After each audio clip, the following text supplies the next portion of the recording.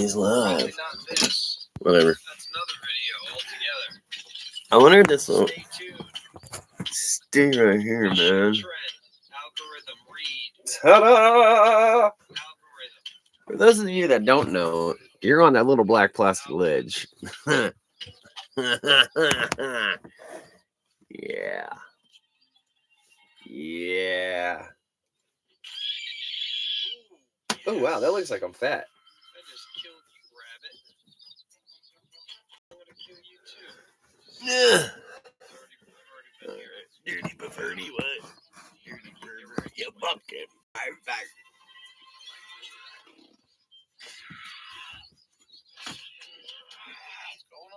Yes, I'm watching TV. Why is it that cold? Cable when you go watch YouTube, you all the commercials. So that's the thing. You should probably do something along the way. No, is I'm gonna go ahead and do what a lot of other people on YouTube do, which is not say a fucking thing until somebody shows up and let them have the conversation. So I guess I'm gonna look like one of those red light whores in Amsterdam, and we'll see how that goes. Because I'm just a whore in a room with a little red light above my head. I'm just doing my own thing. Oh, look at you. Hi, how you doing? Yeah, let's see how that fucking works out.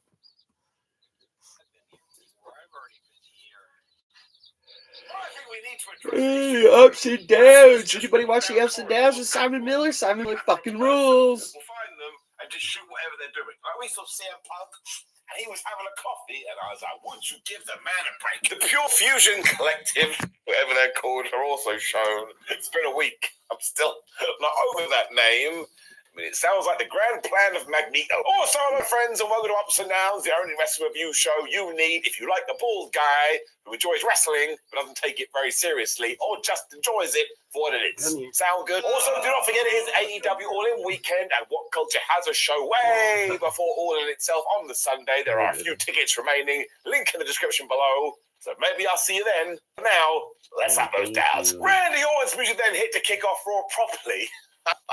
This guy has just totally stuck himself onto the show. Orton is also promising to become a 15-time world champion after he defeats Gunther, which would be very impressive. Also, he doesn't really care for the ring general anymore, because last week, Gunther went and made it personal. He did. That's why he decided to hit Gunther with the RKO, and Gunther must have been backstage like, man, that really annoyed me, so I'm going to talk to him. And he said to Randall Keith Orton, listen, you should be celebrating that RKO, because it's the only thing you're ever going to celebrate again. You beat me. The Forever then charted USA, so we are living in 1984, and Gunther just went, you only got 3 brain cells. When he said to Randy, you're going to fly home from Berlin a bloody mess. Now, I kind of thought about putting this on the crime counter. Kind of feel like he was tippy-tapping the line here. It's a really flump thing to say. Now, Orton fired back saying, actually, you've got it completely wrong, because you're going to be in pain on the flight back from Berlin. You're going to have my foot up your ass. I was like, right, okay. He's going to stick his foot up his ass, and it will be the residual pain he will be remembering, or is he actually going to put his foot up his ass, and it's going to be stuck there, so they have to fly back together? Something to think about. Then turned out that General Akbar was in control of this segment because Ludwig Kaiser ran in as it was a trap, and even though Randy was able to fight him off for a little bit, you know the deal with wrestling maths, and he was down 2-1. They also went after his leg and gave him a big chop block, so you know what is going to happen.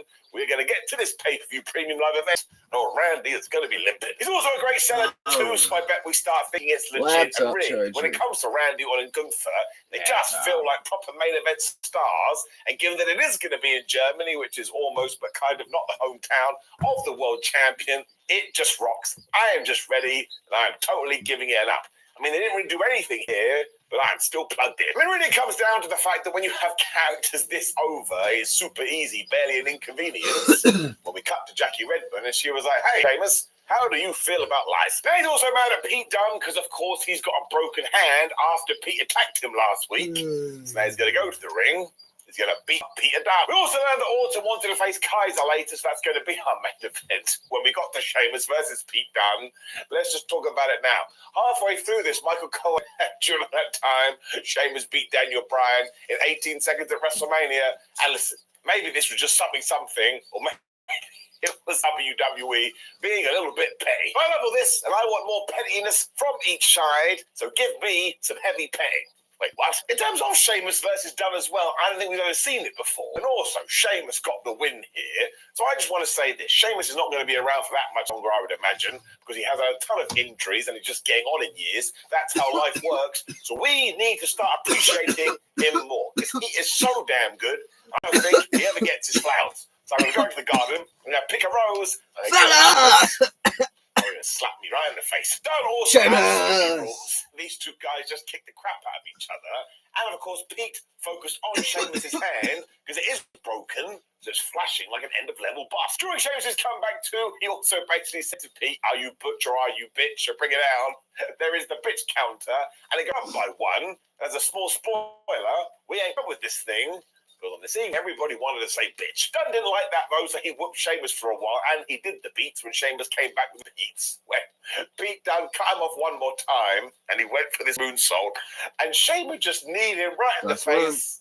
That's it. Basically, Pete was still able to hit this awesome Meet bomb the ball. and he actually trapped Now Glovesies. That's the last one. I think it's barbecue chicken. Come on up. Come here.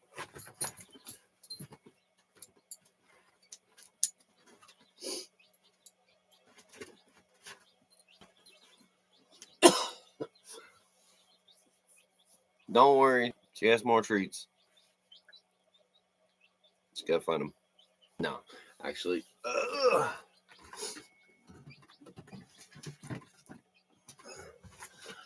bought this tub for her a while back, the old-fashioned cookie jar. Storage canister. It's 4.7 liters, so it's over a gallon. And I will go and buy her random treats throughout the weeks, the months, the days, the years, and all the bags get ripped open and chucked into here, and this becomes the casserole known as dog treats. She sees that it's here, so you want a begging bit?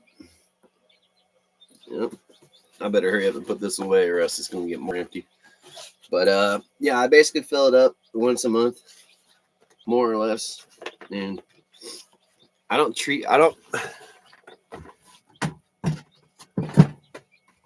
refuse to teach her how to learn tricks because that's fucking stupid. To me, a dog learning tricks to get treats is the equivalent of a homeless person being forced to deal with 2 hours of religious sermon bullshit before they get to have their meal, which is given to you by the government. Separation of church and state. I'm looking at you, Los Angeles, San Francisco, Oakland, San Diego, and especially Lincoln, Nebraska. If you collect money from the taxpayers because you're a government entity, then who in the fuck are you to tell me that I, as a homeless person, cannot eat food until I suffer through 2 hours of your bullshit religious crap?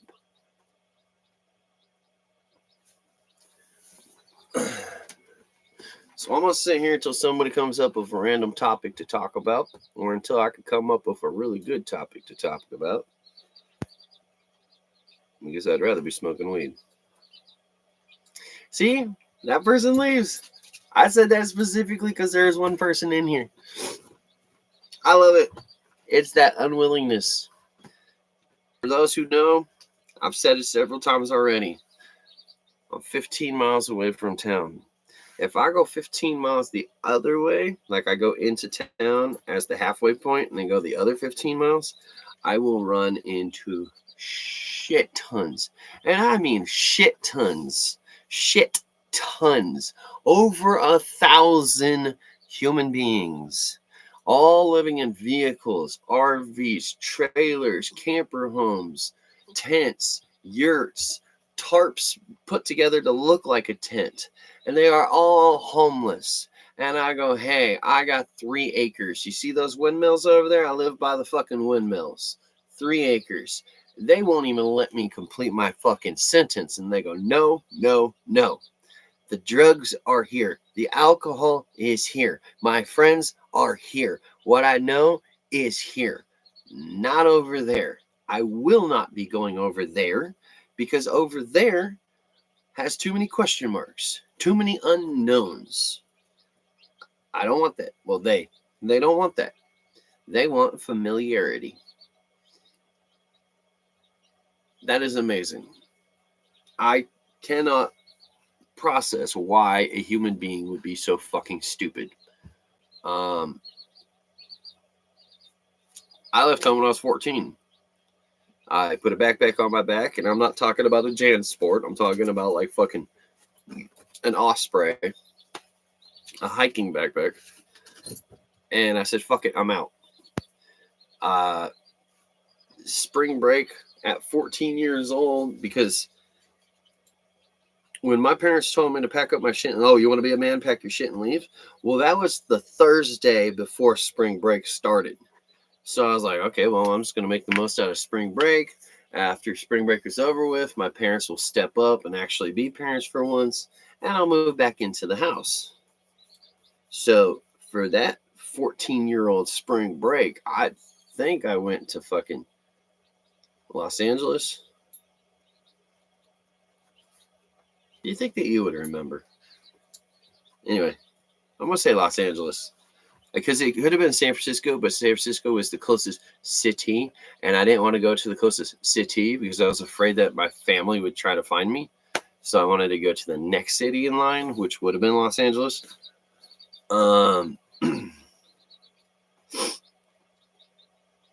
So, huge brain fart. I blame the weed. But, yeah, like 14 all the way forward. It's me in a backpack. Maybe I come across an old lady who wants me to stay with her for like a week and do household chores in exchange for a room for rent or a place in the backyard to pitch a tent. Sometimes I come across people who I came across a lot of people who would pull over in front of me. And I'm like, what's going on? And then they would get out of their vehicle and open the trunk. And in movies and TV shows, when somebody pulls off the freeway real fucking quickly in front of you, gets out of the car, walks to the trunk and pops the trunk and starts fucking around, you're thinking guns, baseball bats, ass whooping, kidnapping, nothing good. And on more than one occasion, what would happen, which would be a couple or a family would be coming back from something, and maybe they have leftovers. Maybe they're coming back from like a weekend in the mountains and now they have leftovers or some shit. But I would always wind up with a bunch of food, and it was always like disposable plates, disposable bowls, disposable baking sheets, like the aluminum ones. And it was always like, here, we had this, and we didn't really want it, but we took it out of guilt, and now we found you, and you're clearly homeless, so here, you take it. And so, like, I've had those boxes, back in the old days when you used to get the little baby bags of chips, it would come in, like, a box that was covered in cellophane, so you had, like, the bottom and then the four walls, but then the face was cellophane, so you could actually see which chips you got. I would wind up with, once upon a time, I wound up with one of those that was only open so they could take the fucking classic Lay's, the yellow bag, classic Lay's out, and there was like 2 bags missing. And I had the whole Frito-Lay chip thing box. I was like, holy crap, this is awesome. That's also how I got food poisoning a lot, because you would get people that would go into like Albertsons and get the pre-made sandwiches. Like, it's $8 for a 3-pack of pre-made poor boys sandwiches, and they're basically just hoagies with lettuce, American cheese, a meat, and then they'll give you like a little mayo packet and a mustard packet. And on more than one occasion, because I'm a whore for a sandwich, I like sandwiches the best. I like cold food. I like sandwiches. I like pasta. I like macaroni and potato salad. I like ambrosia salad. I like basically what you would think would be picnic food or barbecue food, but not the hot food, the cold food. Or if you were throwing a party, you would probably have like wheat thins and little cheese like cut into little slices and like little baby sweet pickles, and like there's me eating all that shit. So when I order up a menu, I order the appetizer. I do too, now that I think about it. I'd rather get an appetizer than a meal. You know, I'd rather have loaded baked potatoes or loaded potato skins. Damn it. But yeah, me forgetting what I'm talking about mid sentence is completely who I am and what I'm about. Ironically enough, it's not the 7 hit and runs and or time or the amount of times I've woken up in an emergency room or just a hospital overall or an ambulance, because it technically counts as an extension from a hospital. I've woken up in ambulances, emergency rooms, intensive care units. I've woken up in just flat out hospitals. I've woken up once strapped to a fucking gurney in the hallway of a hospital, and they had turned off the lights in the hallway, so I thought I was like dead, waiting to go into the morgue. And it just turned out that it was like middle of the night, and the doctors that would be using these rooms and offices, they don't use them at night, so they're all closed, lights off, doors shut. And then I was hit and run by a car, but I was passed out, and so they were just kind of, you know, put me here for a moment while they do some rearranging and shit. And I woke up in that moment, and I'm like, I'm fucking dead. Holy shit. Here we go. Let's see what the next life is. Let's see. I get wings. Do I get gills? Can I get gills? Shit. Reincarnate me back to me, but with gills in my neck. I'll come back. I'll come back and be a fucking merman. Be fucking Namar, Prince of the Sea, and come up and be like, you land dwellers are assholes. Stop polluting my fucking waters and killing my sharks. Those are my pet dogs, you know? Yeah, that would be fun. But, yeah, long story short, this brain right here, even though I'm 41 years old, it's not here. Let's see. The scars on my right side, I'm missing 8% of my brain. I was born with a tumor, and they had to remove the brain to get the tumor out. And as of right now, the age that I'm at, it is the equivalent of 8%. They knew that back when I was like 12. And they were like, it is the 8%. 8% is your number. 8%. Then you factor in all the fights I got in, all the concussions I got, all the times I've been knocked the fuck out, either through acts of aggression or acts of stupidity. Not everybody can fucking join professional wrestling and take a chair shot to the head and be okay. Sometimes you get knocked out a few times and you don't want to do professional wrestling no more. Not everybody can jump off a 3-story fucking roof and land in the pool. And the momentum doesn't go wham right into the side wall. I mean, I did a cannonball off of a 3-story thing into the pool. It was like a hotel situation. And the pool is in the courtyard in the middle. And I did the cannonball off the 3-story. Great. But then now you got to get up. So now I do the little kickoff from the floor, but I'm like, hey, I'm probably in the middle, so let me kick off at an angle. So when I come up, I'll be next to the wall. I grab the wall, get up there. Everybody's like, yeah, you did it. Well, as I push myself from the floor up, I don't know how, and I don't know how, but dink, right in the dome. So that was fun. Actually, I tend to hit my head a lot when I swim. Like, I'll be swimming, and I just want to see the wall, and boom, run into the wall. I'm like, turn around, go back. Or diving when I'm not supposed to dive. I've hit my head a lot while swimming, dude. I should be dead. I lived in one of the boats in the San Francisco Bay, which they recently cleaned up and recently made it a law where you can no longer do it. So, I'm not going to say I'm one of the last, but I got to be a hobo a genuine bona fide hobo for a few months where I was literally running to jump on a train that was moving, and I slept on the moving train until I got to a place where I was like, ooh, this is pretty, let me get off the train here. Clearly I didn't die, but right around the time that, what are they called, yard dogs, the people who work the yards, it's always kind of been hearsay and urban legend and all that, but it is true. And it was true, especially around the early, well, let's say mid 2000s, like 2004 all the way up to 2008. You would get these security guards that worked the yard. And if they were approaching a train where they saw the door was even remotely open, as they approached, they would just shut the door immediately. And then they would stand outside the train and they would smoke a cigarette.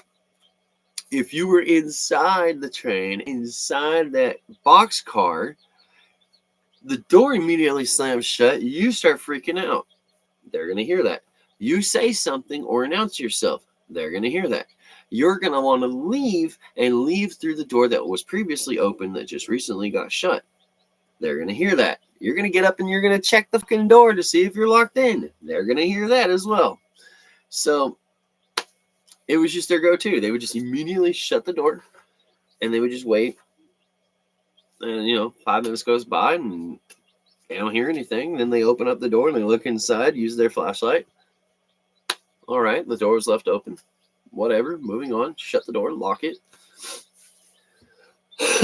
But around the time period that I was doing it, which was like 04-ish, 03, 04, there was stories about the security guards that would just shut the fucking door and sometimes shut the door and unlock the door, or they would shut the door, hear people, and they go, you know what, fuck you, I'm gonna lock you in. However, those stories are coming out of Lincoln, Nebraska, and it was like November, so I really wasn't sweating it too much. I'm like, yeah, it's November in Lincoln, Nebraska. I welcome somebody shutting the fucking door. I'll be fine. There was a caboose. I can honestly say there was a caboose in the Lincoln, Nebraska train yard, and it was like 8 rails, and then there was like 2 additional rails that was just kind of like the dead end. I called them the parking spaces. I don't know what they're called in real life, but they were basically parking spaces that you would put things. And there was a little baby caboose, and you could climb into the caboose. And I was like, when else are you going to be able to say that you slept in an abandoned caboose? So in Lincoln, Nebraska, in 2003, 2004-ish, for about 1 week, I made sure to do 7 nights and 6.5 days, 7 nights. For 7 nights, for 1 week, I slept in a caboose, in a train caboose, in the Lincoln, Nebraska train yard. So I could say that. I've also climbed into an 18-wheeler, tractor trailer, whatever you want to call them. And I was the navigator, the passenger who rode who would look in the maps and studies and be like, no, we need to turn left up here. Which was hilarious because I really wasn't needed. I was more of a conversationalist than a navigator. And I did that for 30 days. The manager dude, well, he wasn't a manager. He was the owner of the trucking company. He knew I existed and he wanted to pay me until I explained everything to him, that he would be screwing things up by paying me. So I got a Walmart gift card for like $500, which was pretty cool, once a week. And he was like, I got to give you something. And I'm like, when you see me, you pay for my food. We're good. I don't want things. I want memories. I want the moment. I want the conversation. People are like, here, take the money and go. And I'm like, no, dude. I'm not take the money and go. That's not me.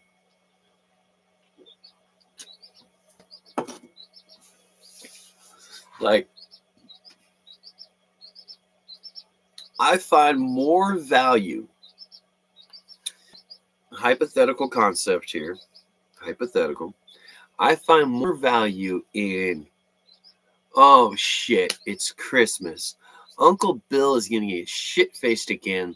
Let me go ahead and take preemptive measures. Let me go ahead and go talk to the local police department. Let me go ahead and go tell the neighbors. Because you have a memory. It's funny. It elicits an emotion. And then you have other people who are like, just give me money. You don't want emotion. You don't want to be in a relationship with that person. You don't want to be in a conversation with a person. Hell, you don't even want to be remembered by that person because just give me money. Or my favorite, which was what my grandma used to do, she would have us write out lists. Write out a list of everything that you want for Christmas. Write that list, write that letter to Santa Claus, but do it right here. And truth be told, I can't remember a goddamn thing my grandparents ever fucking bought me. They went directly off that list. That list was what I wanted. I can't tell you a fucking thing that they bought me because there was no memory, there was no emotion, there was no anything tied to it whatsoever. So for me, I would just kind of, thanks. Thanks. At least emotionally. I've never done it physically. That would be awesome, but I can't. But emotionally. I do remember, however, my parents were such douchebags that especially my birthday or Christmas, mostly Christmas, there would be a shoebox underneath the tree that would say, "To Bobby from the Garbage Man." And what it would be was throughout the year, my parents would take toys away from me for whatever fucking reason. And it starts a collection. And then they look at the collection and they go, this is all crap that could be thrown away, but this actually costed me money. So I'm going to go ahead and re-gift it to him, saying that it's from the Garbage Man. And he can have his toys back. Which was almost always a set of Sega Genesis controllers, because my parents were infamous for their first step for grounding me was to take away my Genesis controllers, which, yeah, it pissed me off, but I would just go get wireless controllers. I would just go buy a Game Gear or a Game Boy, or I'd buy a shit ton of those little Tiger games that cost like $8 and had 2 AA batteries. Like, my thing was to play games, to escape reality, and to use video gaming as that escape. I don't give a fuck if it says Nintendo or Sega on it. And so that's their whole thing. They would bring, in the shoebox, I would have like Ninja Turtles and fucking 5 or 6 little Jenga blocks, because I was using the Jenga blocks to play. I'm fucking 8 years old. I mean, come on. And that was my thing. Like, I remember you were gonna get a pack of socks, you were gonna get a pack of underwear, and you were gonna get a shoebox from the Garbage Man, which was toys that costed your parents too much fucking money. They're not just gonna throw it away. So there you go. But then you have, my encounters with my grandparents. Well, one grandparent every fucking year was a $50 check. That was it. But I remember the $50 check was written to my dad because I was a child. And under memo, it would say Bobby's birthday. And the concept was my dad would go to the bank, cash the check, hand me the $50, take me to Walmart or the toy store, and I'd buy a random toy. Bada boom, bada bing. And then my parents would start lying to my grandparents, saying that I was buying lunch. So the $50 that they gave me for Christmas would just be held on until school started, and then I would buy lunch until that $50 was over. And then, hey, you're one of the cool kids. You didn't have to bring your lunch. You bought your lunch. Ha ha ha. And that was the story. Truth of the matter is, my mom is a fucking thief and always was a fucking thief. The reason my family's up to their eyeballs in debt, and I can't wait till the bitch dies, and Blah blah blah blah blah blah blah blah blah blah blah. Mommy issues. Um. Hey, look at that! 30 minutes. Thanks for joining me. That would be fucked. But let's put it this way, okay? I had one parent, my father, who would rather work overtime 7 days a week than be home. And I had the other parent, my mother, who spent 7 days at home and thought that the only way that you can smile in life is by spending money and getting a receipt. So, the worst of both worlds. I was also the oldest. That was basically the anchor that tied both my parents together. From all the stories that I've heard, it was very, very. My mom was like the third string quarterback. Like, yeah, okay, if you're here, you're here. I don't give a shit. I got other things to do. Yeah. So she got pregnant. My dad did the right thing, or at least what he thought was the right thing. He gave up his dreams, married this woman, allowed her to pull him away from his family, and then allowed her to pull away from her family, thus isolating ourselves. So I grew up knowing my mom, my dad, my sister, well, my little brother, and my baby sister. That's it. Those are the 4 people I know. I do not know my uncle, his wife, or his kids. I don't even know if he's divorced and remarried or still married to the original. I do not know my other uncle, his family. I do not know if I have any other uncles or aunts. I do not know if there's any cousins or nephews, nieces. I don't know. I do not fucking know. I know that I come from Akers, Blake, Mooney, and Duncan. And technically it would be Blake and Mooney is my mom's side, and then my dad's side was Akers and Duncan, and I am Duncan. But that's all I know. That's literally all I know. That's why I left that part of California to come down north of Los Angeles. Like the southernmost you could be for Central California, that's me. That's where I'm at. I hate Southern California. I hate the fact that anytime an asteroid's gonna hit the Earth, it hit Los Angeles. Anytime there's civil unrest or a zombie apocalypse, we're gonna go ahead and set this example in Los Angeles. And I'm like 1.5 to 2 hours north of that. So shit. And then the San Andreas Fault, I think, is like an hour from me. So I would effectively be beachfront property or pretty damn close to beachfront property if the San Andreas Fault Californication happens. Shit. And then I got a family I don't fucking know. Shit. And then I got 15 miles away from the closest town, and because of that, I don't refrigerate. I don't do this. I don't do that. I live like a fucking high-class homeless person. Shit.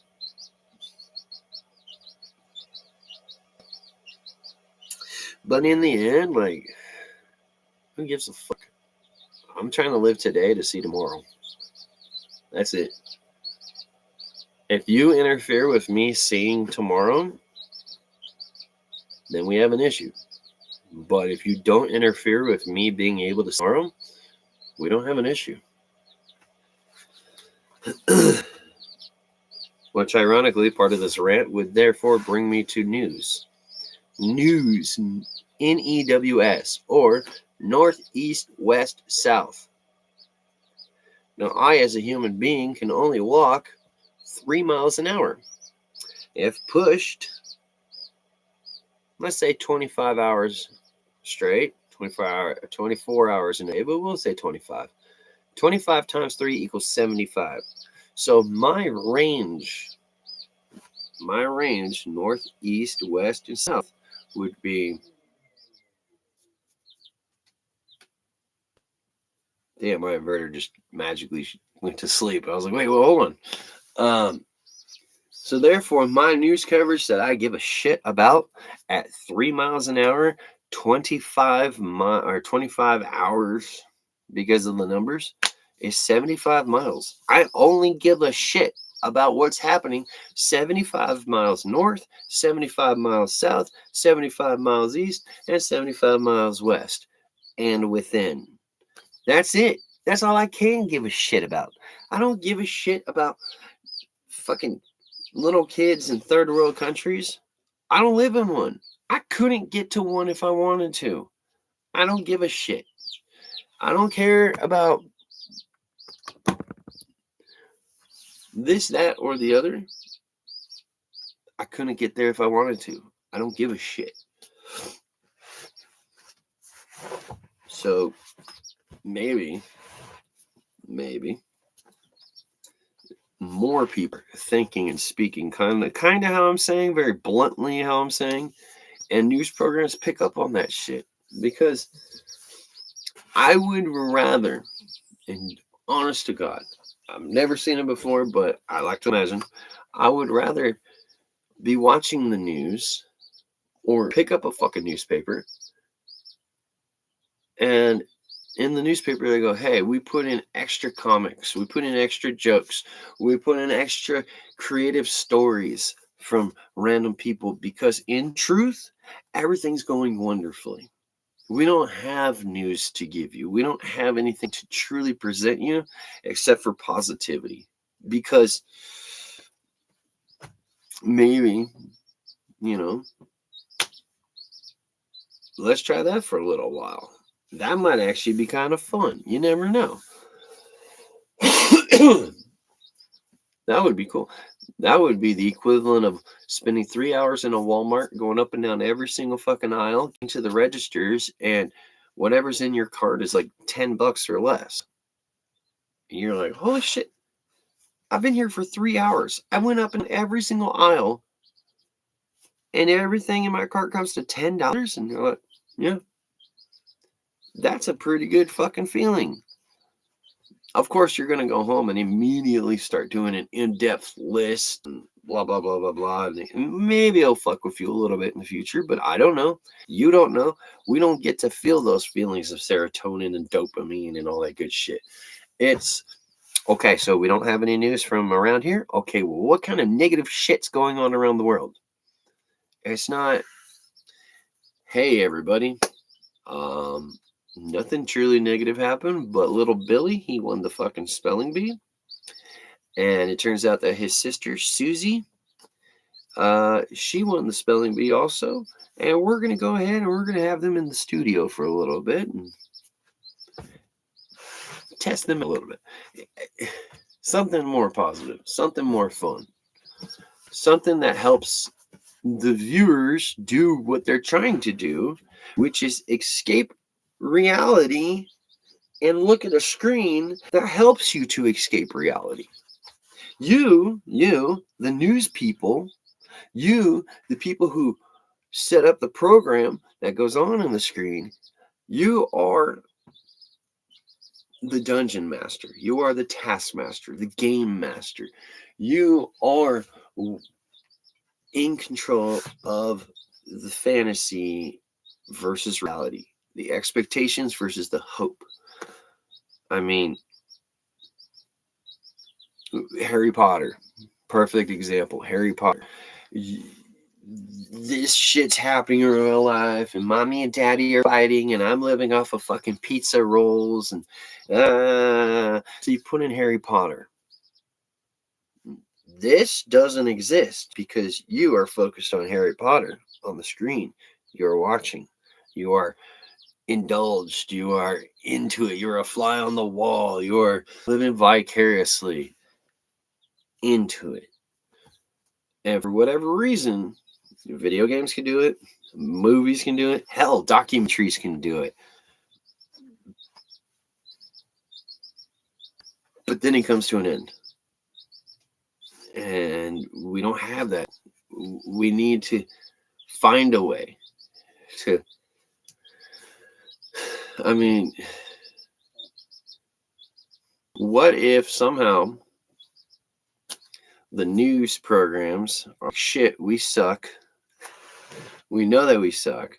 So we got to devise a program where you are sitting on your couch watching the news, but it's presented, either you're wearing glasses or the TV is a special TV or something, but it's presented in such a way where you are effectively there. Sometimes you get a glimmer of that, like if it's like a helicopter shot, you can see like a part of the skiff and a section of inside the helicopter, so you kind of feel like you're there and you're seeing from the perspective of the person with the camera. But and that's good. That's what you want because you're into it. But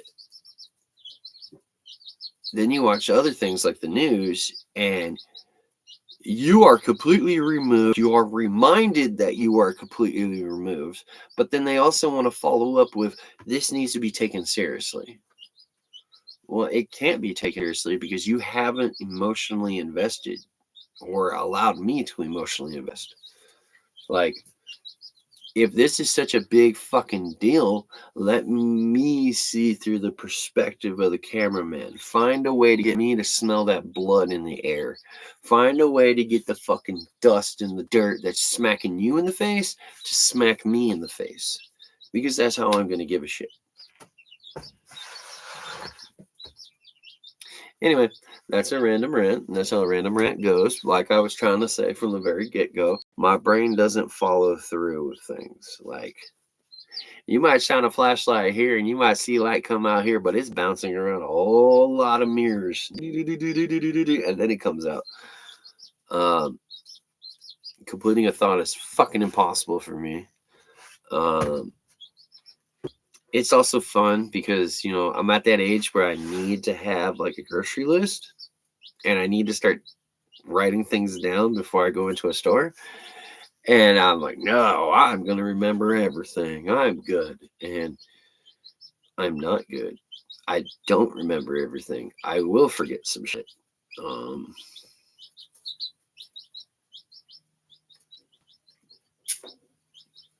Sometimes I do feel like I'm setting myself up for failure, I guess. But other times, had I have made that list from Walmart, I would never have known the feeling of walking through Walmart and only spending $10 after 3 hours because you got to buy something.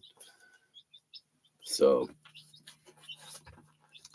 my mom always told me I march to the beat of my own drum, and I'm starting to realize that as I get older and older and older. I mean, who else does half the shit that I've done? I don't feel like talking anymore. In truth, I'm starting to question why I did this video to begin with, but I have to post it because I'm not a deleter. I don't like to hide shit. I don't like to deny, lie, or hide shit. I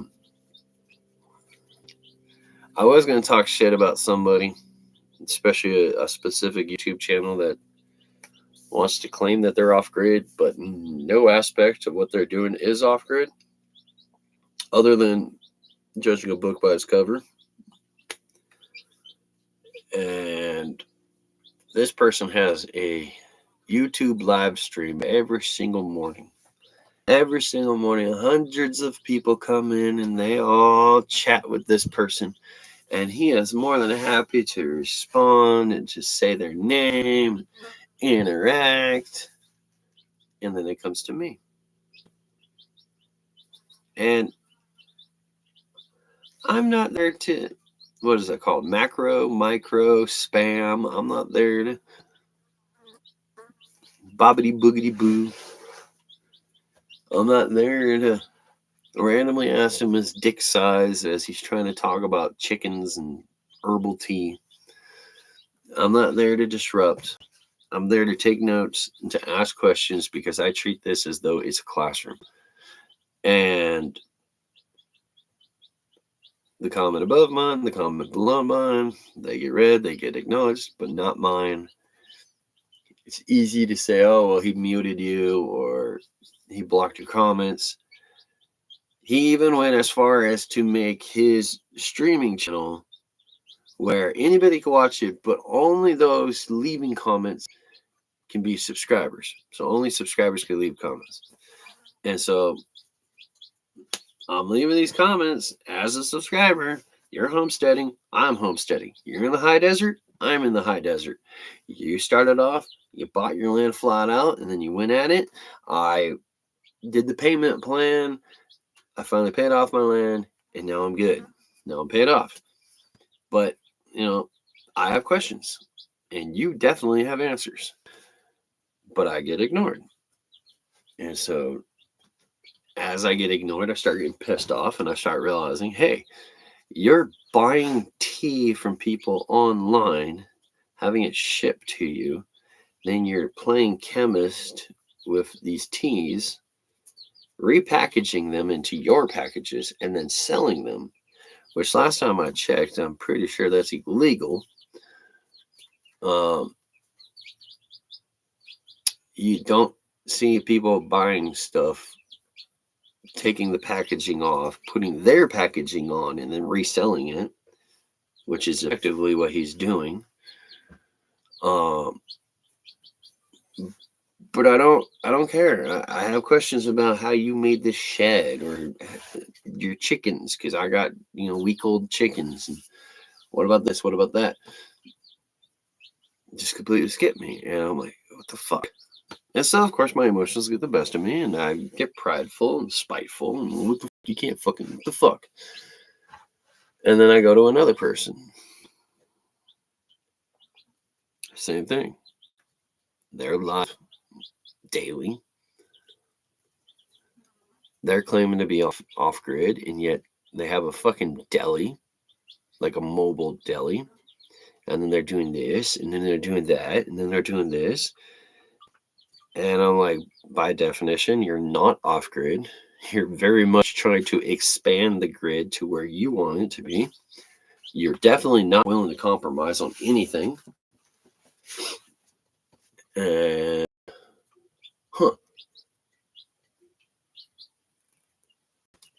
So there's a lot of people who are off grid and trying to live off grid, and I get it.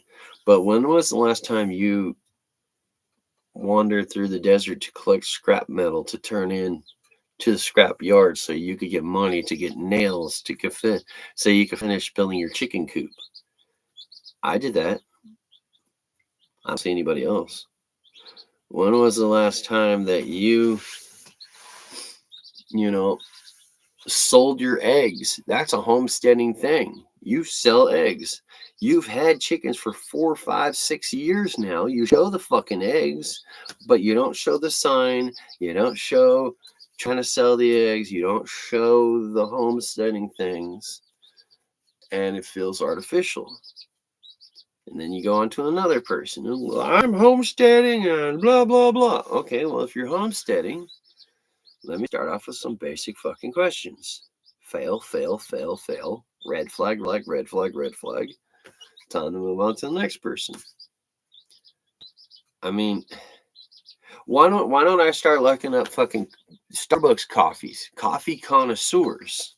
And then the first person I go to, he's talking about suckers.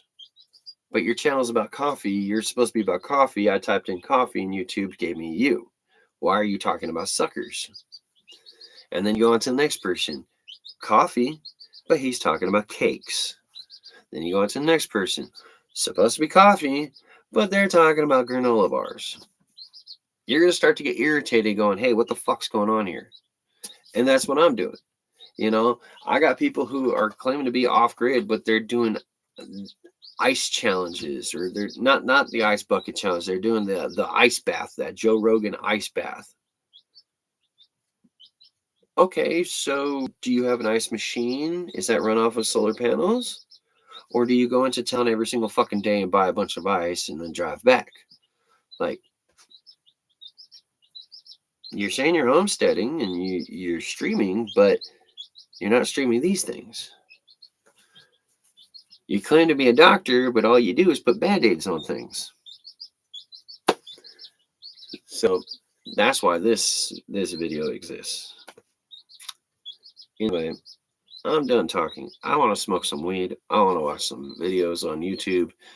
And I want to check how much hotspot I have left, because that's how this is working. AT&T prepaid hotspot on my cell phone.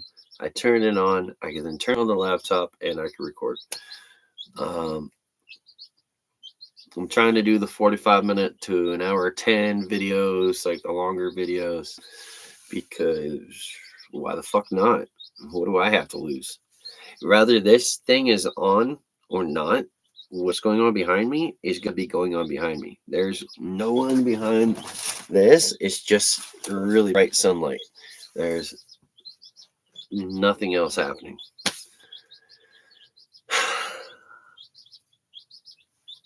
Hell, I make the argument that prison would be a step up from where I'm at, because I would have people to talk to. I'd have friends I'd get to make. I'd be able to fucking take a shower on a daily basis. I'd actually be able to have hot water and not have to pay for the gas to heat the hot water. I'd have the shower go to 3. I'd have the shower and not have to worry about going into town to get the fucking water for the shower in the first place. Number 5, same thing with food.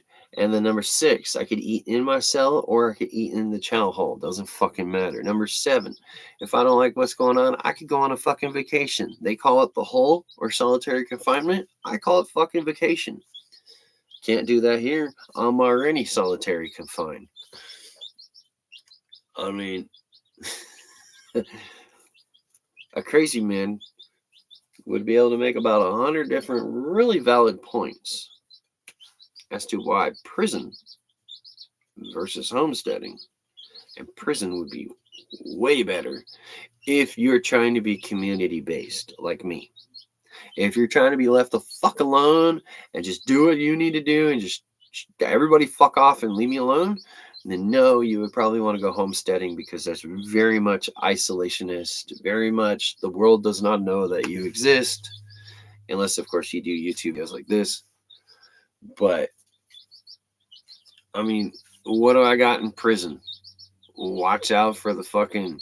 Don't get too friendly with the other races. Okay. But we all have to go to church at some point in time. We all have to go to fucking work or wood shop or whatever that prison offers at some point in time. Like, most of us acknowledge the fact that we're all just human beings, or all doing a crime. Well, we all did a crime. Now we're doing the time. Not everything is what you see on camera. Not every jail has a Bubba or a Tank or an Ursula or a Bertha. All right, anyway, I'm losing my mind, so I don't want to be here anymore. I'd rather go smoke weed and drink soda and watch my chicks. I just watch them. I don't even know what the fuck they do. They just... one of them is a brown chick that I'm pretty sure is a boy. And then there's another one that's like just a little bit bigger than the rest and constantly trying to break free of their plastic tote. That's why there's the bars across it. But anyway, it's been 54 minutes. That's the number I was looking for. I'm out of here. Love, peace, chicken grease. Deuces. Yes, I want to end. That's why I chose end. I pushed the button for a fucking reason, man.